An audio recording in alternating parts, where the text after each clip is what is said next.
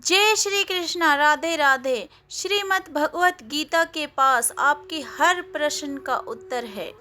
चाहे आपकी कोई भी परेशानी हो, कोई भी इच्छा हो, श्रीमद् भगवत गीता आपके हर प्रश्न का उत्तर देती है, आपकी हर समस्याओं का हल देती है। चाहे वो परेशानी आपकी मन की हो, या फिर आपकी धन की हो, या फिर आपके शरीर की हो, या फिर आपके रिश्तों का हो, आपकी हर समस्याओं का हल श्रीमद् भगवत गीता में अवश्य मिलेगा।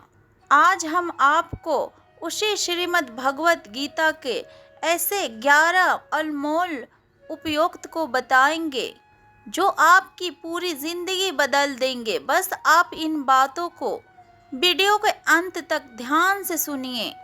जो भी व्यक्ति इस वीडियो को अंत तक सुनेगा उसे अपनी जिंदगी और उसे अपनी परेशानी की सारे परेशानियों का हल अवश्य मिलेगा। उसे अपनी जिंदगी में जो कुछ भी चाहिए उसे अवश्य मिलेगा। श्रीमद् भगवत गीता का सबसे पहला उपदेश यही है, यदि कोई आपका कोई अपना है या फिर आपसे बड़ा है तो उसे अपने प्रति कभी भी गलत व्यवहार को बर्दाश्त नहीं करना चाहिए। ये गीता का उपदेश हमारे जिंदगी से भी जुड़ा है। हम भी अपनी जिंदगी में अपने तकलीफों को बस ये सोचकर जीते रहते हैं कि ये तो मेरा अपना है, ये तो मेरा बड़ा है, इसको हम कैसे कुछ कह सकते हैं।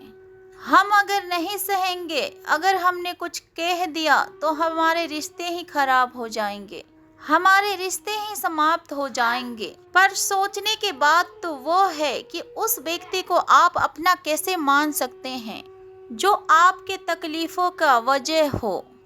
अपना तो वो होता है जो हमारे तकलीफों को दूर कर दे। तो गीता का यह उपदेश है कि किसी को भी अपना फायदा मत उठाने दो, किसी को भी खुद पर जुल्म मत करने दो, क्योंकि आप जितना सहेंगे लोग आपको और सहने के लिए मजबूर कर देंगे। गीता का पहला अध्याय जिसका नाम अर्जुन विषाद योग और दूसरा अध्याय जिसका नाम मोक्ष योग है, उसके आरंभ में अर्जुन ने श्री कृष्ण के आगे अपना दुख प्रकट किया कि हे केशव, मैं गौरवों से कैसे युद्ध कर सकता हूँ। ये सब तो मेरे अपने ही हैं। मैं कैसे भीष्म पितामह और द्रोणाचार्य से युद्ध कैसे कर सकता हूँ। वो दोनों मेरे पूजनीय हैं, इसीलिए इन दोनों गुरुजनों को मारने से अच्छा है मैं भिक्षा के अन्न को खाकर अपने जीवन का गुजारा करूं। और जिन गौरवों से मैं युद्ध करने जा रहा हूँ वो सब धृतराष्ट्र के पुत्र मेरे भाई ही है, मेरे अपने ही हैं, मेरे भाई ही हैं। उन सबको मारने से अच्छा है कि मैं सन्यासी बन जाऊं। तो फिर श्री कृष्ण ने अर्जुन से कहा कि यहाँ पर कौन अपना है और कौन पराया है। जो अधर्म करता है उसके साथ युद्ध करना तुझे मोक्ष और मुक्ति देगा। तू अपने इस मन को मोह को त्याग दे, नहीं तो सारा जग तेरी निंदा ही करेगा और तुझे डरपोक कहेगा। बात अपनी पराई की नहीं है, बात तो धर्म और अधर्म की है, बात सही और गलत की है। यदि तू गलत को सहेगा, उसका अंत नहीं करेगा, तो फिर गलत करने वालों को और बल मिलेगा, वो और भी गलत करेगा। उनके मोह को त्याग करके तू युद्ध कर। महाभारत की एक और भी कहानी है जो जब अर्जुन के पुत्र अभिमन्यु को युद्ध में मृत्यु हो जाती है तब अर्जुन बहुत ज़्यादा दुखी होता है, रोने लगता है। वो श्री कृष्ण से कहने लगा कि मेरा पुत्र अभिमन्यु मर गया है, मैं इस दुख को बिल्कुल भी सहन नहीं कर सकता और मैं भी अपने आप को समाप्त कर लूँगा।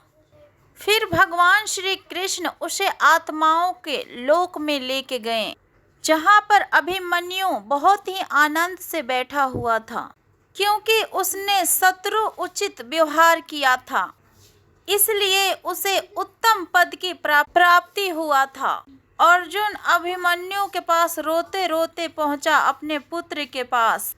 फिर अर्जुन बहुत प्रसन्न हुआ और फिर उसे गले से लगाकर कहने लगा कि हे पुत्र, तुम्हारे बिना तो मैं जी ही नहीं सकता। मैंने तो अपने जीवन का आशा का ही त्याग कर दिया है। तब अभिमन्यु कहता है कि आप कौन हैं? अर्जुन बोला कि मैं तेरा पिता हूँ, तू मेरा पुत्र है अभिमन्यु। तो फिर अभिमन्यु कहने लगा कि कौन पिता और कौन पुत्र? मेरे तो हजारों जन्म हुए हैं, किसी जन्म में आप मेरे पिता बनते हैं तो किसी जन्म में मैं आपके पिता बनता हूँ। आत्मा का ना कोई माता होता है ना कोई पिता होता है। जब अर्जुन ने देखा कि मेरा पुत्र तो मुझे पहचान भी नहीं रहा है, तब उसका सारा मोह खत्म हो गया। इसलिए गीता का इस उपदेश को ठीक से समझ लो कि यहाँ पर कोई अपना पराया नहीं है। जो बुरे वक्त में, तकलीफ के वक्त में हमारा साथ दे, सिर्फ वही हमारा अपना है, बाकी सब पराया है। गीता का दूसरा उपदेश यह है कि जो चला गया उसके लिए कभी भी दुख मत करो, और जो आने वाला है उसका चिंता बिल्कुल मत करो। जब महाभारत का युद्ध चल रहा था तो अर्जुन ने श्री कृष्ण से कहा कि अगर ये युद्ध हुआ तो करोड़ों लोग मारे जाएंगे। जो सैनिक और योद्धा इस युद्ध में मारे जाएंगे, उनकी स्त्रियों का क्या होगा? समाज आगे कैसे बढ़ेगा? और भी बहुत सी बातें अर्जुन ने विस्तार से कही है। तब श्री कृष्ण ने कहा, हे अर्जुन, तू बड़ी बड़ी ज्ञानियों जैसा बातें करता है, लेकिन जो सच में ज्ञानी होते हैं, वो जो मर चुके हैं, जो जा चुके हैं या फिर एक दिन जाने वाले हैं, उनकी चिंता नहीं करता है, उनका दुख नहीं करता है। तेरे हाथ में कुछ नहीं है, तू चाहकर भी कंट्रोल नहीं कर सकता। जीवन और मरण ये तो प्रकृति का नियति है। इसीलिए जो ज्ञानी होता है वो किसी के मरने पर रोता नहीं। ज्ञानी जन ना ही बीते हुए कल के लिए शोक करता है, ना ही आने वाली कल के लिए चिंता करते हैं। इसीलिए जो होने वाला है वो होकर ही रहता है, और जो नहीं होने वाला है वो कभी नहीं होगा। ये सब बातें जिसकी समझ में आ जाता है, जिसकी बुद्धि में आ जाता है, उसे कभी कोई चिंता नहीं सताती, कोई दुख नहीं सताता। हमारे सारे दुखों का कारण ही यही है। तो हमारे जो वक्त गुजर चुके हैं उसे सोच कर परेशान होते रहते हैं, या फिर भविष्य की चिंता कर कर खुद को बीमार कर देते हैं, नष्ट कर देते हैं। गीता का ज्ञान हमें यही सिखाता है कि ना तो हम बीते हुए कल को बदल सकते हैं, ना आने वाला कल पर अपना कंट्रोल कर सकते हैं। हमारे हाथ में सिर्फ हमारा वर्तमान है, सिर्फ हमारे पास हमारा आज का ही पल है। 98% तनाव और चिंताएं भूतकाल और भविष्य काल के बारे में सोचने से आती है। हम हमेशा उसी में ही जीते रहते हैं, मगर वर्तमान में कभी नहीं जीते। जो अभी है उस पल को कभी नहीं जीते। जब आप वर्तमान का आनंद लेना सीख जाओगे, तभी आपके जीवन से तनाव कम होगा, दुख और चिंताएं खत्म होगी। वर्तमान में जीना एक बहुत बड़ी उपलब्धि है, क्योंकि हमारे हाथ में भी सिर्फ आज का ही पल है। हमें जो भी करना है आज ही करना है। कभी भी यह सोचकर समय को नष्ट नहीं करना चाहिए कि हमारे पास अभी बहुत समय बचा है। एक गुरुजी ने अपने एक शिष्य को पारस का पत्थर दिया। उनका वह शिष्य बहुत ज़्यादा आलसी था, हर काम को वो कल पर टाल देता था। फिर गुरुजी ने कहा कि मैं तुझे ये पारस पत्थर दे रहा हूँ।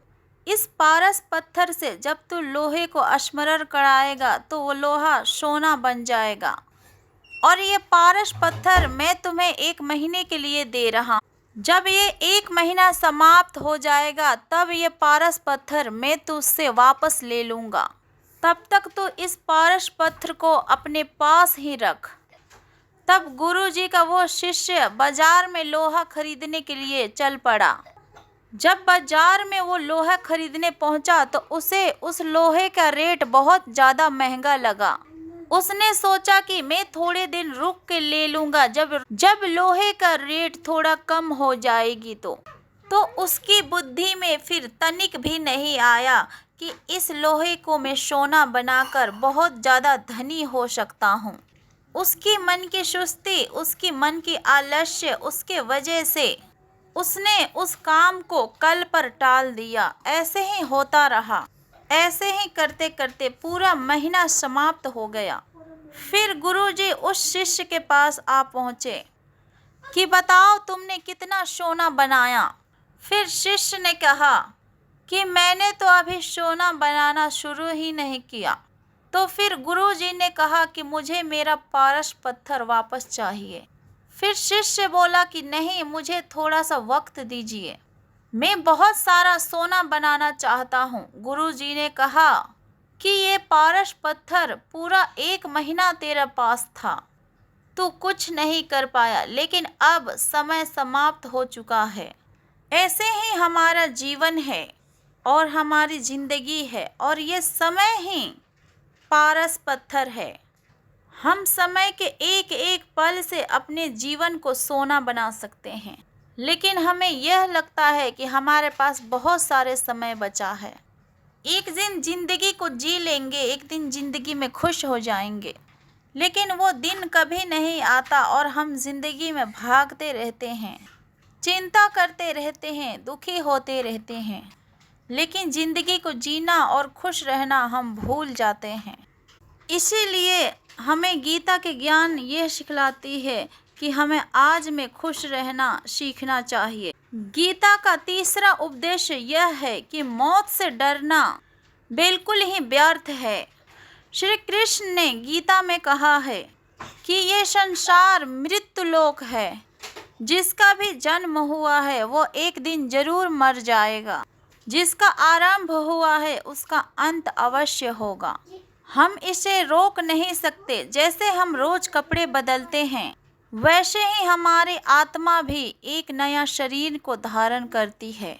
मृत्यु सिर्फ इस जीवन का नया आरंभ है, इस जीवन का अंत नहीं है। आत्मा तो कभी भी नहीं मर सकती और ना ही कोई उसे मार सकता है, लेकिन मौत का डर मनुष्य को सबसे ज़्यादा लगा रहता है और मनुष्य के मरने का दुख भी सबसे ज़्यादा इंसान को होता है।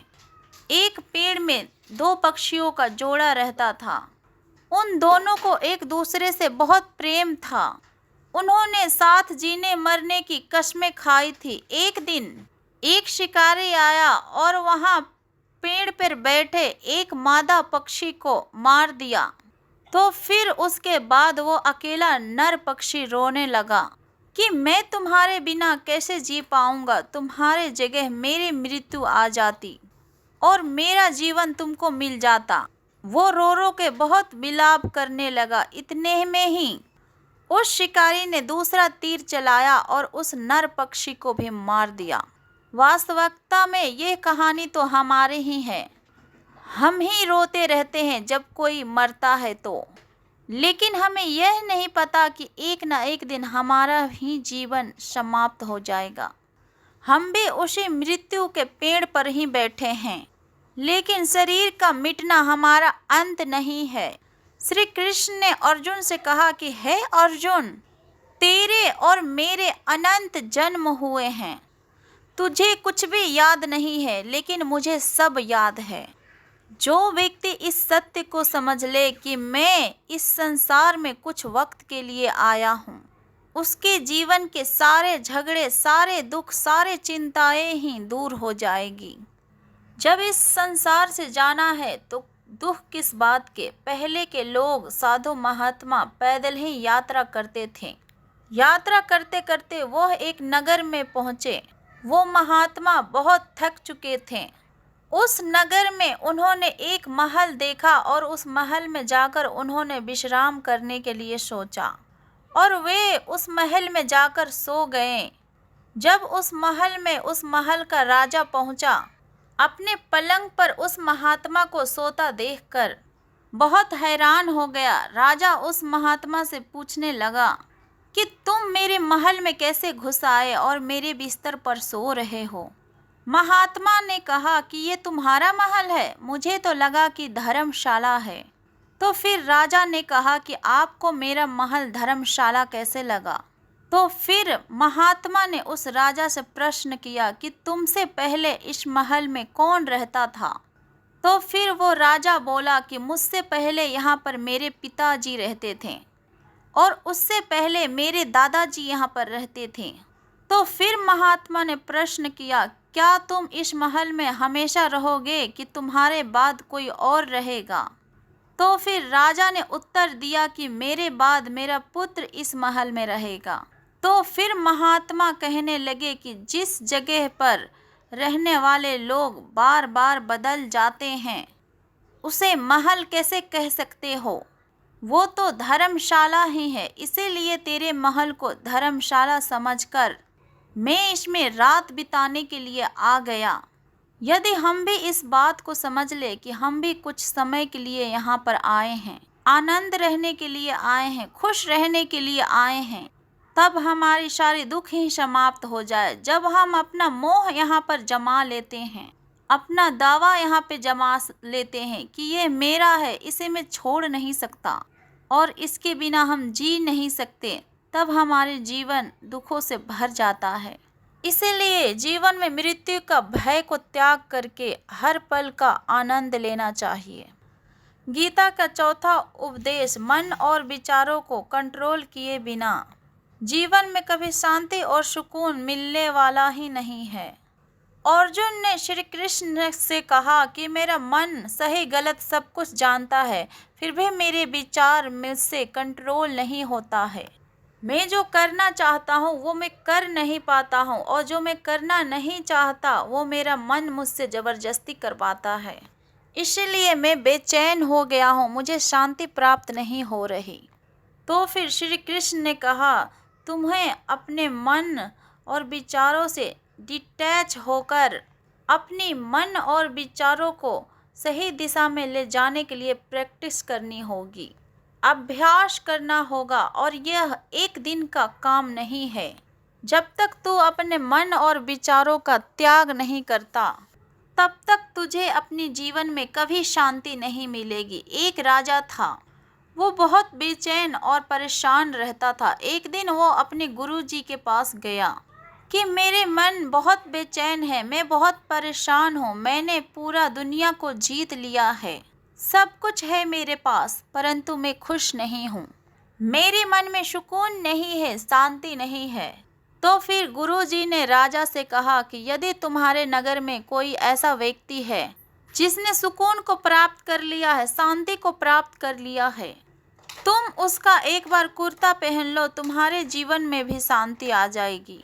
राजा बहुत प्रसन्न हो गया कि यह तो बहुत आसान काम है। राजा अपने महल में आया और राजसभा में आकर सबसे कहने लगा कि आप सभी में जो भी शांत हो चुका है, जिसे सुकून मिल चुका हो, वो अपना कुर्ता मुझे दे दे, बदले में जितना भी धन चाहिए मैं उसे दे दूंगा। सब लोग एक दूसरे की तरफ देखने लगे, एक दूसरे के मुंह को निहारने लगे। पैसे का लालच तो दिमाग में आया, लेकिन सबको एक दूसरे की सच्चाई पता थी, क्योंकि किसी की जिंदगी में भी शांति और सुकून नहीं था। सब अपना सर को झुकाकर वहां पर खड़े हो गए। तब राजा ने पूरा नगर में ढिंढोरा पिटवा दिया कि जिसे भी शांति और सुकून प्राप्त हो चुकी हो, मेरे पास आकर वो अपना कुर्ता दे दे, उसे जितना वो कहेगा उतना ही धन दिया जाएगा। लेकिन एक भी व्यक्ति ऐसे नहीं मिला जिसे शांति प्राप्त हो चुकी हो। वास्तविकता में यदि कोई मरता है तब हम कहते हैं कि वो फला व्यक्ति आज शांत हो गया, कभी जिंदा इंसान के बारे में नहीं सुना है कि एक जिंदा इंसान शांत हो गया है। राजा के सैनिक पूरे शहर में ढूंढते रहे। फिर एक पेड़ के नीचे उन्हें एक महात्मा दिखा तपस्या करते हुए। उसके चेहरे पर एक शांति था, सुकून था। वो सैनिक महात्मा के पास आकर पूछने लगा, क्या आपने शांति का प्राप्ति कर लिया है, सुकून को प्राप्त कर लिया है? फिर महात्मा ने जवाब दिया कि मैं पूरी तरीके से शांत हूँ।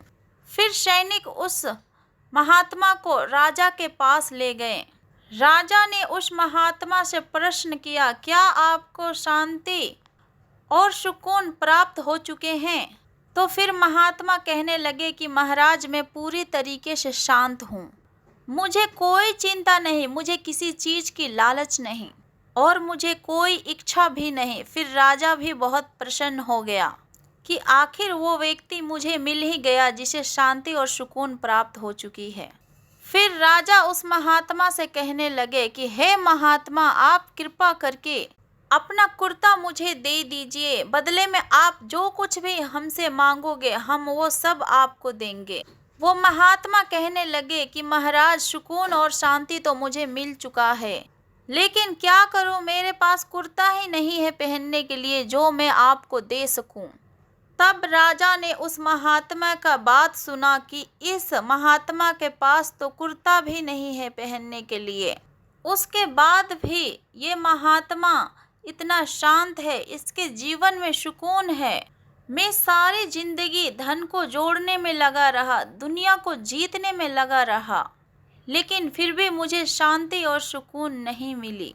क्योंकि शांति और सुकून कोई बाहर की चीज़ नहीं है, अपनी भीतर की ही चीज़ है। इसीलिए यदि कोई व्यक्ति जब तक अपने मन और विचारों को कंट्रोल नहीं करता, तब तक उसके जीवन में सुकून और शांति नहीं आती। गीता का उपदेश हमें यही सिखाता है कि जीवन में शांति और सुकून अगर चाहिए तो फिर मन को शांत करना सीखो।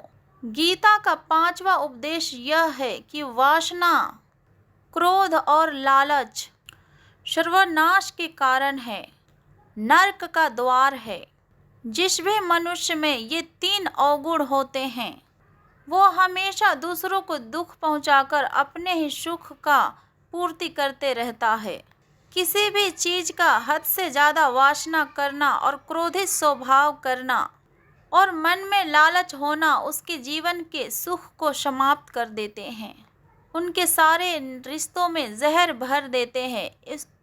इन्हें नरक का द्वार इसलिए कहा गया है ताकि जिस इंसान में अत्यधिक क्रोध है, लालच है, वासना है, उसका पूरा जीवन जहर से भर जाता है। उसे मरने के बाद नहीं, जीते जी यहीं पर नरक का दर्शन होता है। गीता का 6ठा उपदेश ये है कि सब भगवान एक ही है, कोई छोटा बड़ा नहीं है। सब परमात्मा का अलग अलग रूप है और नाम है। श्री कृष्ण ने गीता का 10वें अध्याय में भूभूति युग में बताया है कि जितनी भी जगत का देवी देवता है वो सब मेरी ही भूभूति है। मैं ही शिव हूँ, मैं ही इंद्र हूँ, मैं ही राज कुबेर भी हूँ, मैं ही अग्नि देव हूँ, देवताओं का गुरु बृहस्पति भी मैं ही हूँ, समुद्र भी मैं हूँ, अक्षरों में ओम भी मैं ही हूँ, काल का महाकाल भी मैं ही हूँ, सारे जगत का नाश और उत्पत्ति करने वाला भी मैं ही हूँ। श्री कृष्ण ने अर्जुन से कहा कि मेरे भूभूतियों का कोई अंत नहीं है, इसलिए सब भगवान, सब नाम, सब देवता मेरे ही रूप है। इसीलिए कोई भगवान में, कोई देव में कभी भेद भाव मत करना, किसी को छोटा बड़ा मत समझना। और गीता का उपदेश हमें ये सिखलाता है कि कभी भी किसी का इष्ट को छोटा नहीं समझना चाहिए या फिर इस बात पे झगड़े फसाद नहीं करना चाहिए कि कौन बड़ा है और कौन छोटा है। गीता का 7वां उपदेश यह है कि सुख के इच्छा ही आखिर में हमारे दुखों का कारण बनता है। श्री कृष्ण ने अर्जुन से कहा कि मनुष्य जितना ही सुखों का लालच करता है और इच्छा करता है, उतना ही उसकी इंद्रियां सुख भोग में आसक्त हो जाती है, उतना ही इंसान का मन संसार का सुख और आकर्षण में उसका गुलाम बन जाता है। और वो जितना ही सुख के पीछे भागेगा, वो से उतना ही दुख के अनुभवों से भी गुजरना पड़ेगा। क्योंकि ये संसार का नियम ही है, जो चीज़ पहले हमें आकर्षित करती है बाद में बहुत दुख देती है, और जो चीज़ शुरू में मुश्किल लगती है, कठिन लगती है, बाद में हमारी वो चीज़ बहुत काम आती है। गीता का 8वां उपदेश ये है, जो भी मनुष्य दुनिया के सारे सहारे को छोड़कर सिर्फ भगवान को ही अपना मान लेता है, उसकी हर जरूरत को वो ईश्वर पूरी करता है। उसका हर प्रकार से रक्षा भी वो परमात्मा ही करता है। जो भी व्यक्ति मुझे अपना सहारा और सब कुछ मानता है, उसका योग क्षेम मैं करता हूँ। तथा जो चीज़ तुम्हें नहीं मिली है उसकी प्राप्ति कराना वो चीज़ योग है, और जो चीज़ जीवन में मिली हुई है उसका रक्षा करना उसका नाम क्षेम है। तो फिर श्री कृष्ण कहते हैं, जो मुझ पर डिपेंड हो जाते हैं उनको जो चाहिए वो मैं ज़रूर देता हूँ, और उनकी हर प्रकार से मैं रक्षा भी करता हूँ। गीता का 9वां उपदेश यह है कि इस संसार में हमारा कुछ भी नहीं है। गीता सार में आपने ये बात कई बार सुना होगा कि तुम्हारा क्या गया जो तुम रोते हो, तुम यहाँ पर क्या लाए थे जो तुमने खो दिया, तुमने क्या पैदा किया था जो नष्ट हो गया, तुमने जो लिया यहीं से लिया, तुमने जो कुछ भी दिया यहीं से दिया।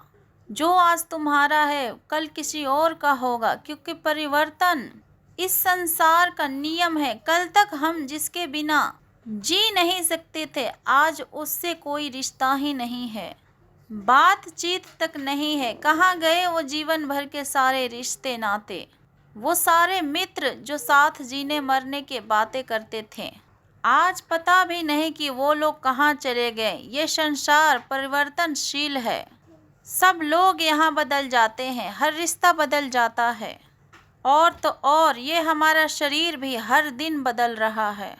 बचपन से जवानी और जवानी से बुढ़ापा, और एक दिन ये शरीर हमारा साथ छोड़ देता है। तो फिर किसके लिए रोना और किसका चिंता करना।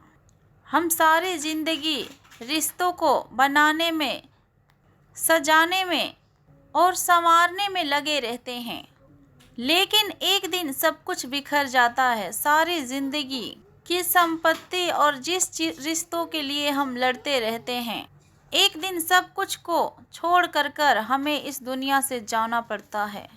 गीता का 10वां उपदेश हमें यह सिखलाता है कि किसी से भी हद से ज़्यादा मोह कभी मत करना। श्री कृष्ण ने गीता का पूरा ज्ञान ही अर्जुन का मोह को नष्ट करने के लिए कहा गया है, कि ये मोह ही है जो इंसान को सबसे ज़्यादा रुलाता है, कि ये मोह इतना बलवान है कि शेर जैसे इंसान को भी गीदड़ बना देता है। जो अर्जुन युद्ध में देवताओं से भी जीत गया, अपने रिश्तेदारों को अपने सामने युद्ध में देखकर उसका हाथ कांप गया। उसने बोला, हे केशव, मेरे हाथ में धनुष पकड़ने की ताकत ही नहीं बची है, मेरे हाथ कांप रहे हैं, मैं युद्ध नहीं कर पाऊंगा। ये मोह इतना पेनफुल होता है कि जिसका पीड़ा ना सहने के कारण कई लोग अपनी ज़िंदगी ख़त्म कर देते हैं, आत्महत्या तक कर लेते हैं कि उस व्यक्ति के बिना हम जी ही नहीं पाएंगे। जीवन में यदि हद से ज़्यादा किसी से मोह करोगे तो जीवन भर पीड़ा का सामना करना पड़ेगा। जो व्यक्ति अपने मोह से बाहर नहीं आता, उसका सब कुछ एक दिन छिन जाता है, उसकी सारी खुशी खत्म हो जाती है। इसीलिए गीता का ज्ञान बार बार यही सिखलाता है कि अपने मन का मोह को त्याग करके कि आप बलवान बनो, बुद्धिमान बनो, सत्य के मार्ग का दर्शन करो कि सत्य वक्ता क्या है, क्योंकि हमारा मोह हमें हमेशा झूठ ही दिखलाता है। और झूठ पर ही विश्वास दिलाता है और दिल में झूठी उम्मीदें भी जगाता है। और यही हमारे दुखों का सबसे बड़ा कारण है। हम ही लोगों से मोह कर लेते हैं, हम ही लोगों से उम्मीदें लगाकर बैठ जाते हैं, परंतु वास्तविकता बिल्कुल ही अलग होती है। लोग बिल्कुल वैसे नहीं होते जैसे हम मान लेते हैं, जैसे हम उन्हें समझ लेते हैं, क्योंकि मोह के कारण हमें सच्चाई नहीं दिखती, लोगों का असली चेहरा नहीं दिख पाता। इसीलिए गीता का उपदेश हमें यह सिखलाता है कि जीवन में यदि प्रसन्न और आनंदित रहना है तो फिर किसी में भी हद से ज़्यादा मोह कभी मत करना। गीता का 11वें उपदेश यह है कि यदि आप इस दुनिया में आए हो तो फिर दुख तो मिलेगा ही मिलेगा। दुख से कभी घबराना मत, दुख से कभी डरना मत। श्री कृष्ण ने गीता में कहा है कि ये संसार दुखालम है, अर्थात ये संसार दुखों का घर है। जैसे औषधालय में औषधि मिलते हैं, पुस्तकालय में पुस्तकें मिलती है, चिकित्सालय में चिकित्सा होती है, वैसे ही संसार को भी श्री कृष्ण ने एक नाम दिया है, दुखालय, जहाँ पर दुख मिलता हो। दुख तो यहाँ पर हर किसी के जीवन में आता ही है, लेकिन अगर दुख आया है तो सुख भी आएगा। इसीलिए दुख से कभी डरना नहीं चाहिए, क्योंकि ये संसार दुखालय भी है और अशाश्वत भी है। अशाश्वत के मतलब ही यही होता है कि यहाँ पर परमानेंट कुछ भी नहीं है। यहाँ पर सब कुछ बदल जाता है, दुख सुख में बदल जाता है, सुख दुख में बदल जाता है, सम्मान अपमान में और अपमान सम्मान में बदल जाता है, खुशी दर्द में और दर्द खुशी में बदल जाता है, जीत हार में और हार जीत में कभी भी बदल जाता है। यहाँ पर कभी भी कुछ भी बदल सकता है, कुछ में हमेशा के लिए यहाँ पर नहीं है, कुछ ना ही हम यहाँ पर हमेशा के लिए हैं, ना ही हमसे कोई चीज़ जुड़ी हुई यहाँ पर हमेशा के लिए रहेगी, क्योंकि ये संसार अशाश्वत है। यहाँ पर सब कुछ बदलने वाला है, यहाँ पर कुछ भी हमेशा के लिए नहीं रहेगा, तो फिर आपका दुख भी हमेशा के लिए नहीं रहेगा। इसीलिए दुख से कभी भी डरना नहीं चाहिए। गीता का यह उपदेश हजारों साल पुराना है, लेकिन आज भी नए से नया है। पूरा विश्व में गीता को सबसे ज़्यादा पढ़ा गया है और कम से कम समझा गया है। श्रीमद् भगवत गीता का यह उपदेश यदि कोई व्यक्ति ठीक से समझ ले और उसे अपनी ज़िंदगी में उतार ले तो ये पक्की बात है, अपनी ज़िंदगी में वो जो चाहे वो हासिल कर सकता है। अपने जीवन के हर समस्या से वो एक पल में बाहर आ सकता है। श्रीमद् भगवत गीता का इस दिव्य उपदेश को हमें बार बार सुनना चाहिए और हर रोज़ सुनना चाहिए। जब भी जीवन में कोई चिंता और परेशानी आए तो एक बार इस उद्देश्य को जरूर सुन लेना और मन में यह विश्वास रखना कि गीता का यह उपदेश आपकी ज़िंदगी में हर परेशानी में आपको राह अवश्य दिखलाएगा। जय श्री कृष्णा। राधे राधे।